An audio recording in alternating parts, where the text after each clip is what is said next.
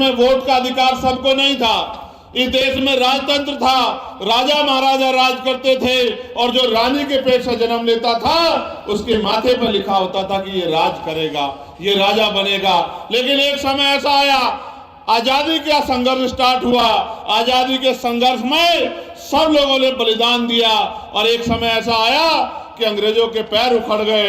अंग्रेज जाने लगे तो कहने लगे कि चलो देश तो आजाद मांग रहे हो, देश आजाद हो भी जाएगा, लेकिन चलाओगे कैसे, कैसे चलाओगे, क्या तरीका चलाने का, हर आदमी तक सुख सुविधा कैसे पहुंचाओगे।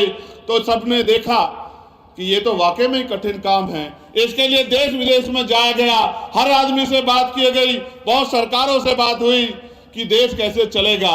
अंत में एक दरवाजा खटखटाया गया, वो दरवाजा डॉक्टर बाबा साहब अम्बेडकर का था।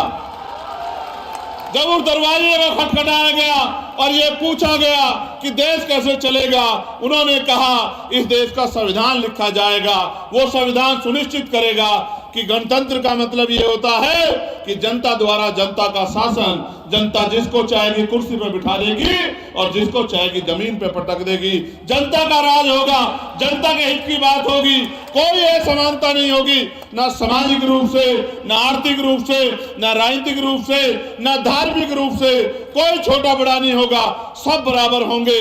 सबको पढ़ने का, लिखने का, नौकरी करने का, रोजगार करने का, आगे बढ़ने का, मुख्य धारा में आने का और सब जगह घूमने का अवसर और आजादी प्राप्त होगी।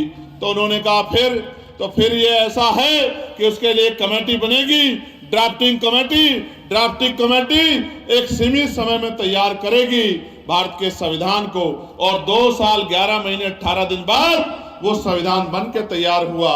मैं तो कभी कभी सोचता हूं, तोमर साहब जब मैं सुनता हूं गणतंत्र के कार्यक्रम को, तो वो कहते हैं आज हम आजाद हुए थे।